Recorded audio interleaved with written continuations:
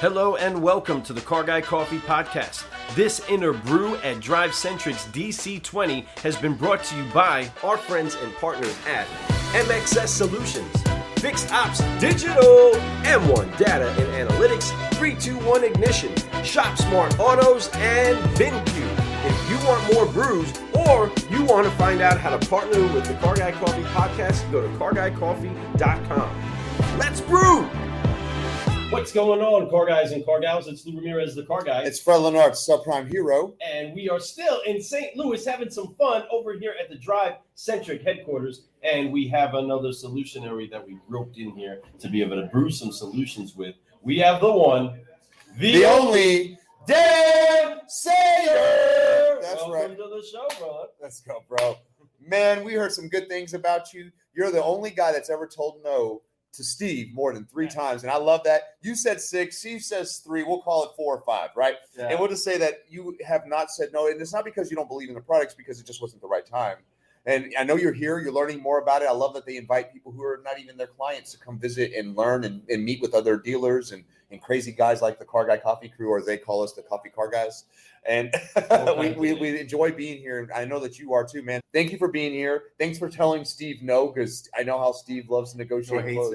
That's driving him nuts to the point where he talks about it a lot. So it's pretty awesome. And we're glad to have you here, because I got to meet the guy who said no to Steve that many times. So it's awesome, man. Pleasure to have you. Thank you for joining us. Thanks for having me. Tell us a little bit about who you are, where you're from, and how or why Steve just keeps beating at your door. Because remember, folks, we've so far given you a lot of testimonials of people that use DriveCentric and are fans of the product and have something great to say.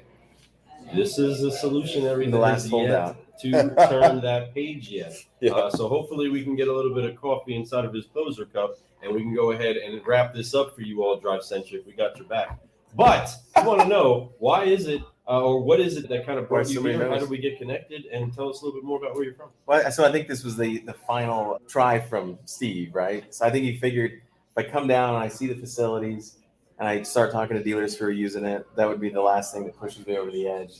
But in all fairness, Steve and I, we drove around to all of our stores in our auto group, and this would have been 2016. And because I was looking at replacing our current provider with one of 2 solutions, and DriveCentric was one of them. So Steve came down, and we drove 2 days, and we hit all of our stores, and Steve did a demo in all of our stores. So I got to know Steve. We were road tripping. But at the end of 2016, got a call from Dealer Inspire, and they asked me to come on board. And that was, I'd known those guys for years. Wow. I ended up leaving, and I wasn't gonna make a decision on a CRM to the auto group and then say, see ya. Right. Yeah. I didn't make a decision at the end of that year. So that was the first no. It was very nice. Yeah. So I've been in the business since 2001. Started cradle to grave internet sales at a Honda store in Lincoln, Nebraska, and a great auto group that I was with at the time. Did our own deals. We had no finance box. It was 2001, one touch process. Structure our own deals. For sure. People were in the finance office for 10 minutes just doing paperwork. So probably one of the better known Midwest Honda dealers I was with. I didn't at the time know that it was that good. I didn't know what a Foursquare was until I left that store. But so fast forward, phenomenal time at Dealer Inspire. The same group that I had left called and asked me to come back. Oh, wow. A couple years later. And I think the timing was right. We'd been purchased by cars.com. Mm-hmm. It was a good purchase, but things had just changed. I think with the auto group, I missed the retail world. Yeah. Because once you had that lens, having the vendor lens and that really great experience at Dealer Inspire, coming back to the retail side, it just opened my eyes a little bit. Mm-hmm. Hey dealers, Car Guy Coffee Podcast and Certified Solutionaries are honored to be part of Team VinQ. The solutions they've been brewing for you to acquire more vehicles, advertise merchandise, and manage those vehicles has made them one of the most sought-after dealer partners in the market. They are 100% CGC approved. And when you visit them at VinQ.com, you'll see a whole hill of beans worth of reasons why. Team VinQ, let's brew! So coming back, then there was the opportunity again. I don't know when in 2018, 2019, but while I was gone, in 17 and 18, the store had purchased Vin Solutions at NADA. Oh. And so, and the irony was when I was with Dealer Inspire, I was working with a ton of dealers and I was seeing all these other dealer CRMs. And the things I thought about any of their CRMs, I got to see it from a dealer lens. And most of these dealers weren't using it right. They didn't know anything about their own CRM. I had GMs giving me their logins because they couldn't figure it out. Tell me how it works. Tell me how it works. And it's just one of those things. It's a tool. If you're not leveraging the tool, they're all going to be bad. Hey man, they just like a metal tool just end up rusting and falling apart. You're going to hurt yourself or it's going to break. So you got to use a tool. Yeah. So I came back knowing, oh shoot, we made a decision on our current CRM, which I won't name, but I was like, and the setup fell in the lap of the web developer that I had hired a few years earlier. So the web developer for our auto group had to do the CRM setup. So everything was basically default, but we ran with that for a while. Second note, I think Steve came a little bit after that, because at that point I'm like, look, I just need to wrap everything that kind of fell apart the last few years back. We need process and people first before I throw a solution at it. The solution I'm sure would have helped, but we had to work through some other stuff. Right. And that's so facts. We spent some time on that. And then the last no really came from, we have an enterprise. We run everything centrally with our auto group. So a lot of those decisions and processes are centrally managed on the corporate side. I needed something that had a little bit better enterprise lens. And at that time, and DriveCentric would tell you, they just didn't have that at that time. And so it just waited. Sure. So that was probably the third no. And so but right now we're at the point, and the DriveCentric has developed some cool stuff. I went upstairs, talked to some of those guys on the things they're working about, and I hear the word enterprise. So I know that's coming. It's in the queue. I'm excited about that. I think that's the last thing that'll allow me to breathe a little bit with making a CRM change. Phenomenal. It's a shift in the way we think and approach our customers and how we work with customers and the engagement from salespeople. So it's just checked all the boxes at this point. So yeah, I'm here, haven't signed anything yet. When we leave back, we'll put the agreements together for hopefully a fourth quarter launch. That'd be great. And I can tell you, somebody said it yesterday, Glenn Lundy, I believe. He says it's going to suck at first because everyone has to get used to the new way. But once everybody learns it and gets educated and encouraged and empowered to be able to use these products, it's going to be night and day for you. And I think that's why you're making the change, because this isn't an easy change. CRM change, whether your CRM sucks or not, sucks. It's such a hard decision. And then you want to make the right one, because you don't want to just switch and then switch again a year later, right? You want to make sure that you pick something that's going to be evergreen for a while, right? Something that is going to be evolving, something that's going to be touching your customers the way they need to be touched today and tomorrow, right? Finding that product is key. Hey dealers, franchise and independent, we have some great news for you and your number one sales pro. Your website. Partner with Team MXS, we have the ability to pull you out of that cookie cutter merry-go-round and help your website embody what it means to do business with you. From the highest quality production to the most strategic optimization, we want to help you connect better to the ever-changing market. We owe it to you and your team to at least let us do a quick and free checkup on your website. We can't wait to hear from you. Go to teammxs.com. Back to the show. The other side of this product is the people. You talked about Steve. You got to do the ride along. I know that back then you were this close to probably signing with him even then, because you just saw that he's just genuine. Coming here and seeing that his clients, and knowing that it's not just something that he did while he was there with you. Now, okay, I've known this guy for 7 years. He's always been consistent with his energy, the way he does. But now I see every one of his clients telling me the same thing. So it's not just he's saying it to me to sell me because they hadn't sold me yet. Yeah. He truly is that guy. And he actually finds joy that you haven't signed it. It's rare that people are like, usually they have a little. The challenge. But it's beyond the challenge. He found friendship with you. And that's something that's even cooler for him. He considers you a friend. He talks about you as my friend. Yeah. So I think that's great. And I think that's really cool. And it's something that's unique in this industry that you don't see in a lot of other places, that you can build relationships that way. Over 7 years, never did anything but talk, really. But always was there, never went away. And now look how far they've come over those years, man. Yeah. And every time I talked to Steve, the thing I appreciated was he wasn't always just trying to sell me. That's right. He called, see how it's going, bounce ideas. Yes. Didn't say, "Are you ready to come over yet?" Not on every call. Right. Sometimes, but it wouldn't be right if he didn't. No. Regularly, just give the poke. Yeah, no doubt about it. Now, being able to see the interaction of these other dealers, these other employees inside of the dealership interacting with Drive, having some of their quirks answered, some of the new best practices. How beneficial is it for you to be able to be at an event by the technology company with a bunch of users standing all around you? How does that help inside of not just the decision-making process, but also the confidence building in this product? How has that been helping you, or is it hurting you? It's like I've been on a lot of demos. Like I've been in, This is totally different. This is year 22 in the auto business, right? Yep. So the number of demos, you can't count them. Demos, unfortunately, you get to it's a one-sided piece. You're talking to the sales person. Probably in the last 5 years, I don't really ever do demos anymore unless they can pull a dev in on it. Because I know the questions I have, the sales guy is going to go, hey, let me get back to you on that one. Or yes, we can, but you find out later, no, you can't. No, they're just saying yes because they want to sell you. Exactly, yeah. So this is like the demo of demos. If you're rolling in here and you hear something, you can just turn around and say, is that true? Right. It's and with the dealers, not just even a dev or another product manager right. company.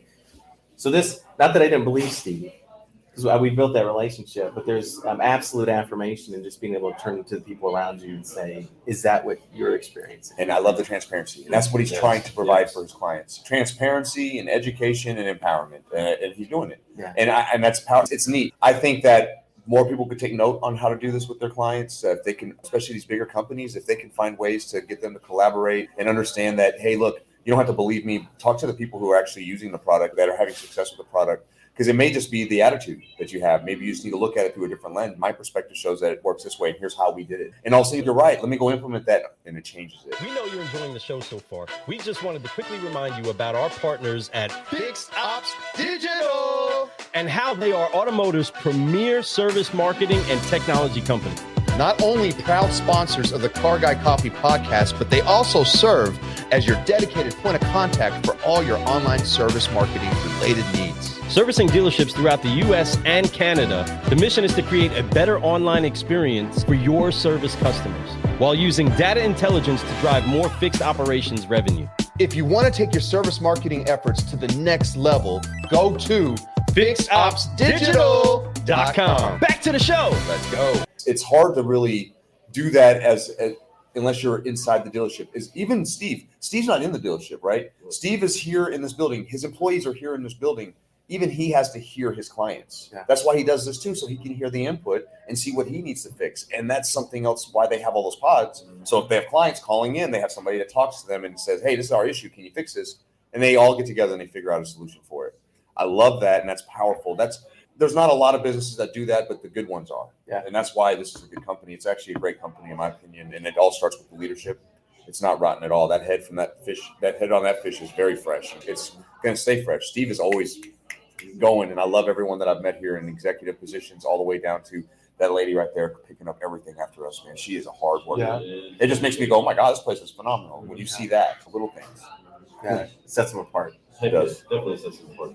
Speaking of set apart, there is to us, we've seen so many different programs, we've seen so many different technology pieces that are inside of the industry. And we need them. The technology has to be there. But we've also noticed that there is just something that's different about DriveCentric. So you as a prospecting customer, what is it that sets DriveCentric apart compared to any of the other CRMs you've seen? You don't have to name the others. Yeah, I think within the industry, and everybody always hears it, you've got these large companies that have either grown through acquisition or they've grown in a vacuum.